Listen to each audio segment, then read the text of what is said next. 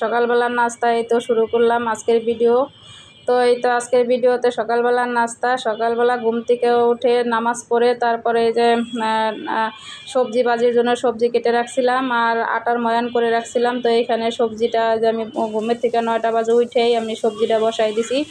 তো সবজিটা হয়ে গেছে, আমি এটা এখন পাঁচফোড়ন দিয়ে পেঁয়াজ দিয়ে বাগার দিয়ে নিলাম। তো আর পরাটা ভাজবো, পরাটা সেই সকালবেলা উঠছি তো পরাটা আর ময়ানটা করে রাখছিলাম। তো এইখানে আমি যে পরাটাটা ভেজে নিছি, অনেকটা সুন্দর হয়েছে, পরাটা সফট হয়েছে। এটার কারণ হয়েছে আমি এই ফজরের সময় উঠে পরাটাটা ময়ান করে রাখছিলাম আর এই যে 9টার সময় ভাজতেছি ঘুম থেকে উঠে। তো যাই হোক, পরাটা ভাজতে ভাজতে আমার হাজব্যান্ড বললো যে তুমি পরাটা ভাজো, তাহলে আমি যাই বাজার করে নিয়ে আসি। আজকে শুক্রবার, জুমা মোবারক। তো যদি তাড়াতাড়ি করে রান্না না করা হয় তাহলে নামাজে দেরি হয়ে যাবে। তো যাই হোক, এই যে এই কারণে যেহেতু ঘুম থেকে দেরি হয়েছে তো পরোটা খাইতে খাইতে আমাদের প্রায় নাস্তা করতে করতে প্রায় 11:30 বেজে গেছে। তো এই তাড়াহুড়া করে আমরা নাস্তাটা অফ ক্যামেরায় খেয়ে নিছি।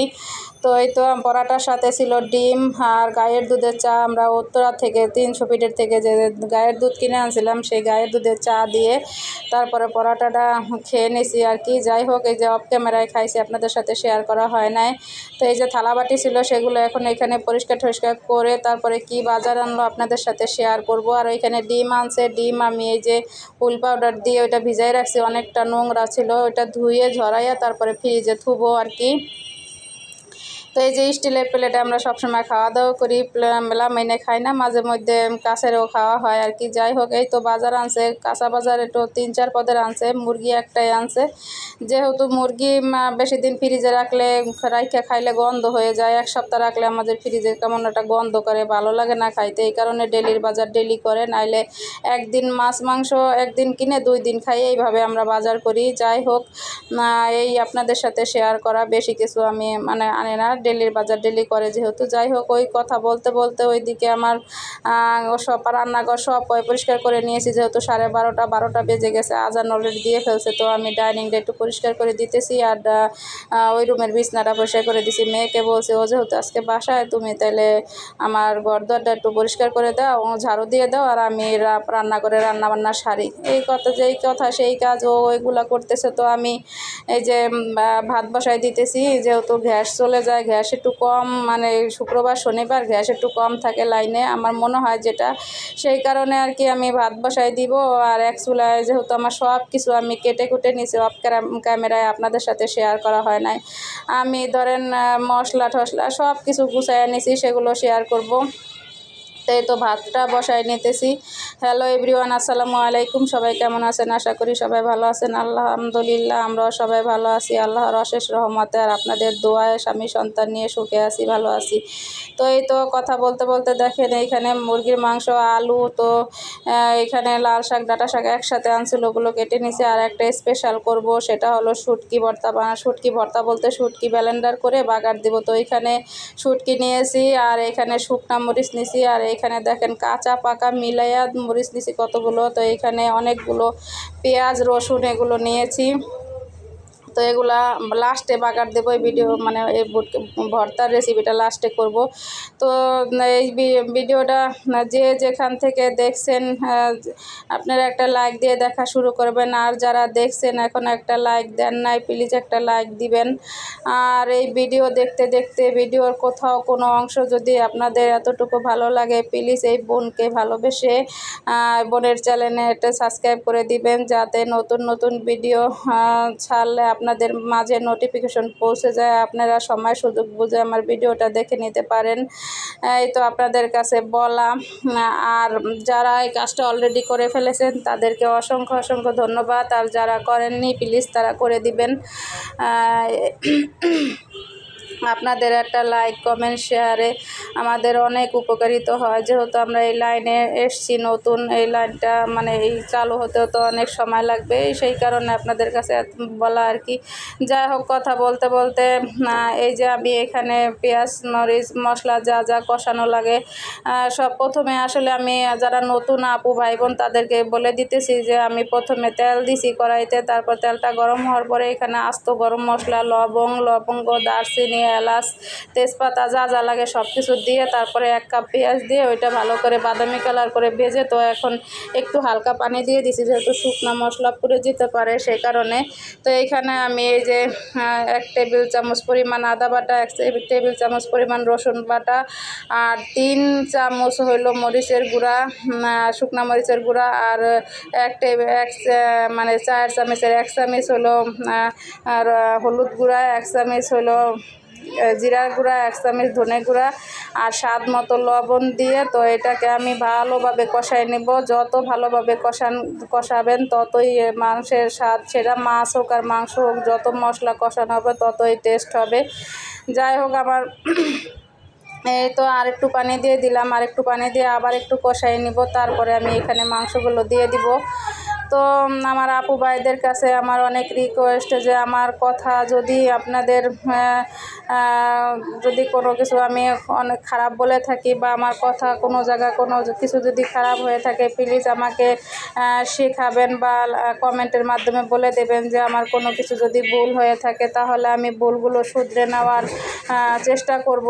যেহেতু আমি এই লাইনে নতুন, আমি অনেক কিছুই অনেকভাবে কথা বলতে পারি না। আমার অনেক আপু ভাইয়ারা আছে অনেক সুন্দর সুন্দর কথা বলেন, আমি তাদের ভিডিও দেখে অনেক উপকৃত হই বা তাদেরকে সুন্দর কমেন্ট একটা করে দেই, তারপরে আমি তাদের কাছ থেকে শিখি। আমার অনেক কিছু শেখার আছে, তো আমি শিখি। তো আমার কোনো জায়গায় যদি কোনো কথা আপনাদের ভালো না লাগে তাহলে আমাকে প্লিজ কমেন্টের মাধ্যমে বলবেন, আমি শুধরে নেওয়ার চেষ্টা করব। তো যাই হোক, কথা বলতে বলতে এখানে আমার মশলাটা কষানো হয়ে গেছে। তো আমি এখানে গরম মশলা গুঁড়া, যেটা অনেক মশলা দিয়ে আমি এটা বানাইছিলাম, সেটা একটু দিয়ে দিলাম। দিয়ে ওই যে আলু দেওয়ার পরে কষানোর পরে আবার এটা একটু দিয়ে দিলাম। তো এটা আবার একটু ভালো করে কষায় দিয়ে তারপরে এবার আমি ঝোলের পানি দিয়ে দেব। তো এইখানে যাই হোক, ওইটা বলতে বলতে আবার এইখানে আরেকটা কড়াই বসাই দিলাম যে আমি শাকটা ভাজি করব। তো এই দেখেন আমি এখানে পানি দিয়ে দিছি, আমার ঝোলের পানি অল্পই দিছি, বেশি দিই নাই। তো এটা মিডিয়াম টু লো ফ্লেমে থাকলে এই মাংসটা এই ঝোলে কষানো হয়ে যাবে, একটু ঝোলও থাকবে আর কষানো হয়ে যাবে, মানে রান্নাটাও হয়ে যাবে, জন্য কম পানি দিছি। তো এখানে আমি অনেকগুলো পেঁয়াজ, ওই কড়াইতে অনেকগুলো পেঁয়াজ আর কাঁচামরিচ আর অনেকগুলো রসুন দিছি, যে শাকটা যদি অনেকগুলো রসুন পেঁয়াজ দিয়ে দেওয়া হয় তাহলে একটু মজা হয়, এই কারণে আর কি দেয়া। তো আমি অনেক শাক ভালোবাসি, শাক আমার ঘরে প্রতিদিনই থাকে, প্রতিদিন না থাকলেও আমি বেশিরভাগ শাক পছন্দ করি দেখে শাক পাতা আমার বাসায় আনা হয়। তো যাই হোক, এই কথা বলতে বলতে তো আমি যেমন গ্রামে, আমি অনেক ছোটোবেলা দেশে এবং গ্রামে মানুষ হয়েছি, তো এখন আমি ঢাকা শহরে থাকি। তো গ্রামে গেলে পরে ধরেন শাক পাতা যেখানে যা পাই সব আমি টুকায় টাকায় বস্তা করি। তো আমার এগুলো দেখে আমার ননদরা, আমার শাশুড়ি মানে ননদ, এরা হাসাহাসি করে। আমি বলি হাসলে আমার কিছু করার নাই, কারণ আমার এটা ভালো লাগে, যে যা বলে বলুক, আমি পছন্দ করি। তো যাই হোক, কথা বলতে বলতে এখানে আমার ভাত হয়ে গেছে, তো এখানে আমার মাংসের তরকারিও হয়ে গেছে। তো এই যে আমি মাংসটা আর এক পাতিলে ট্রান্সফার করে নিলাম, ট্রান্সফার বলতে কি যে আর একটা পাতিলে চেঞ্জ করে নিলাম, কেউ কিছু মনে করবেন না, মজা করলাম। যাই হোক, এইখানে আমি এখন এই যে মাংসটা আমার প্রায় হয়ে গেছে, আমি একটু জিরার গুঁড়া দিব, সেটা আপনাদের সাথে শেয়ার করব না।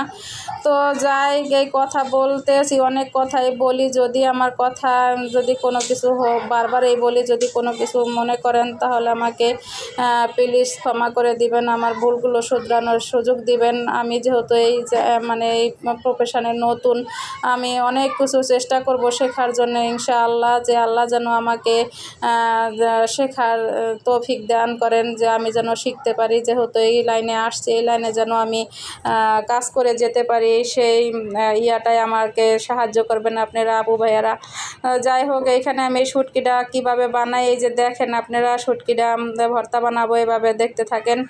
তো এই তো আমি এই শুটকিটা আমার কাছে অনেক প্রিয়, ফেওয়া মাছের চাপা। আর এইখানে দেখেন কতগুলা মরিচ, আর আমি আদা রসুন রসুন আর শুটকি আর মরিচ এগুলা ব্লেন্ডার করে নিছি, আর ওই মরিচগুলা কিউব করে কাটা, আর রসুন এগুলো আমি আগে তেলে ভাজা নিব।